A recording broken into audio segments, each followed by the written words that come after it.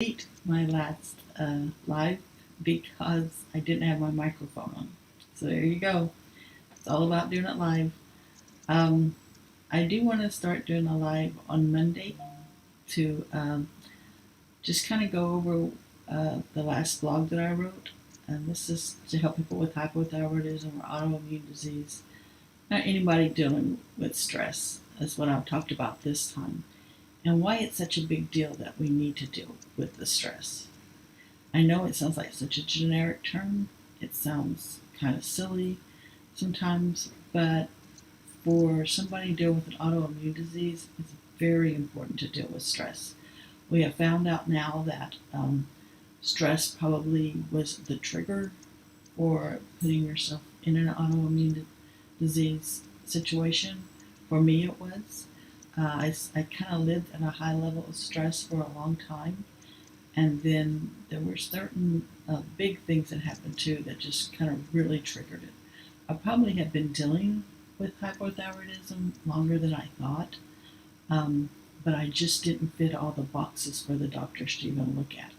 So, but now, of course, I do know that's why. Now, before I didn't, when I was on this journey, I didn't really I really would look at stress and deal with it. It was not something I really thought about because I was not living under a great amount of stress when I started the first time. And I was able to deal with it with my food, what I ate, and with exercise. Now, those are two things that you can use to deal with your stress. But stress was not something that I was really looking at. Now, since the second journey I've been on since Joseph got sick, and that was a very high stress level for me in a high stress time going through stem cell transplants and things that I now I do need to deal with it. And the way that I deal with it is I have the morning time I take just for myself. I let Joseph know that I have to take that. It takes me about 30 minutes, maybe a little bit longer, but I do meditate. I do a 10-minute meditation with an app. I do write, and I do that for 10 minutes. So those are the only two things that are technically timed. And when I write, I'm just doing a brain dump is what I call it. I'm not like journaling like, okay, this happened yesterday or this happened tonight. Nothing like that. I'm just getting this stuff out of my head that I've been thinking about so that it's not continuing to be in my head. Then I read, and sometimes it's just a little snippet at a time. I usually have two books going at the same time. And then I do a little aroma freedom technique. It's called Boost, and that takes 3 minutes tops. And then I do a gratitude journal.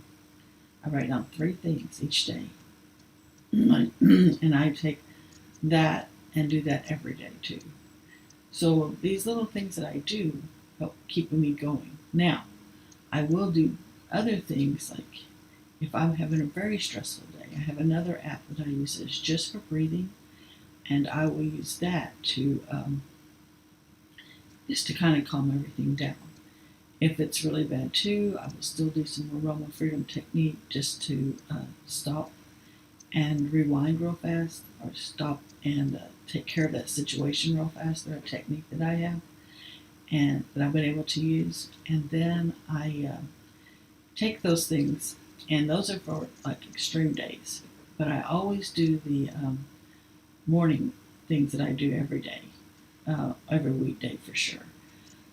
But so with autoimmune disease, we do need to take care of our stress levels. And so in the comments below, after I get done with this, please write what stresses you out the most.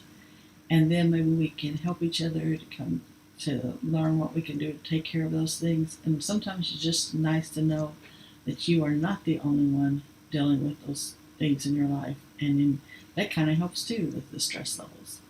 So hopefully this time around I got everything situated, but I will see you probably on Thursday. Talk to you soon.